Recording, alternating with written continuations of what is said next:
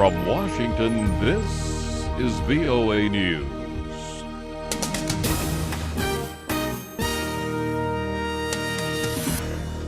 Coming up, tensions between Israel and Hamas.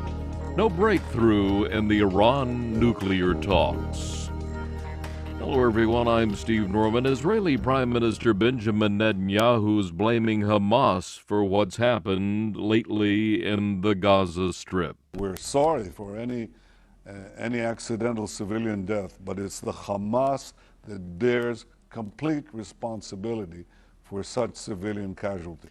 He spoke on the U.S. television program CBS's Face the Nation on Sunday as Israel extended its bombardment of Gaza for a sixth day.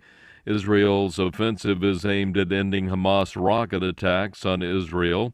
Palestinian officials say the Gaza death toll has reached more than 160, including militants, women, and children, and more than 1,000 have been injured.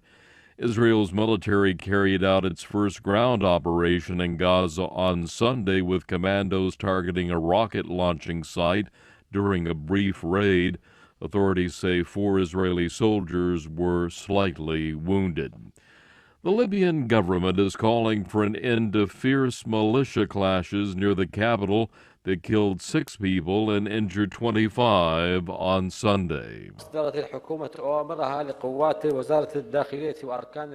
Prime Minister's spokesman, Ahmed Al-Amin, said at a news conference that the regional armed groups fighting to control Tripoli International Airport were acting without any orders or legitimate cover from the government. Violence broke out early on Sunday when armed Islamists attacked militiamen who have controlled the airport since the ouster of Muammar Gaddafi in 2011. Iraqi militants have attacked a town north of Baghdad, seizing control of local government buildings and killing at least 6 people. Officials say the assault on Dalulia, about 80 kilometers north of the capital, began early Sunday. Government forces recaptured the town last month after it was overrun by militants linked to the Islamic State of Iraq and the Levant. Meanwhile, Iraq's deadlocked parliament adjourned Sunday after failing to choose candidates for top positions as necessary steps toward forming a new government. Lawmakers plan to meet again on Tuesday.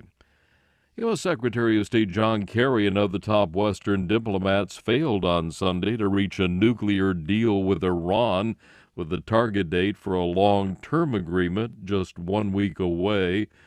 As day-long talks ended in Vienna, British Foreign Secretary William Hague spoke with reporters. There has been no breakthrough in these talks today, but it has been important, I think, for the ministers to come together and discuss the issues. We will leave our officials here to continue this over the coming days. The 5 permanent members of the UN Security Council plus Germany have been negotiating with Tehran for months to curb Iran's nuclear enrichment program.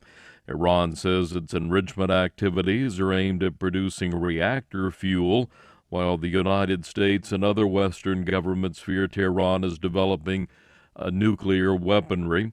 Tehran has repeatedly denied those accusations. Russian media say a shell fired in Ukraine has struck a Russian border town, killing 1 person, wounding another.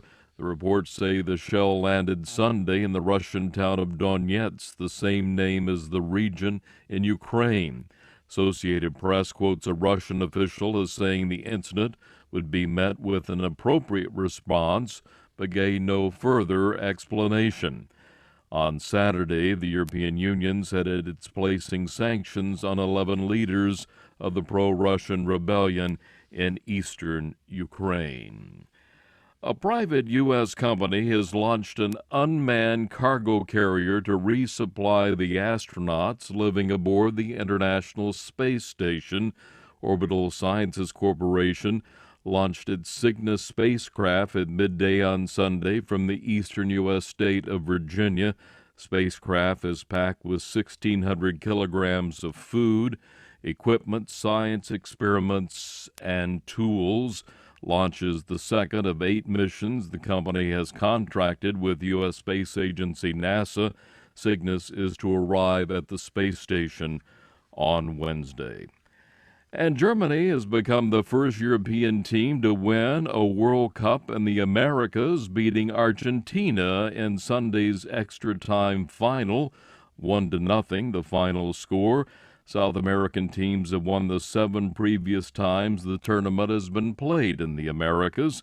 Sunday's win marked Germany's 4th World Cup championship, but the first as a unified country. West Germany won in 1954, 1974, and 1990. That's the latest world news from VOA.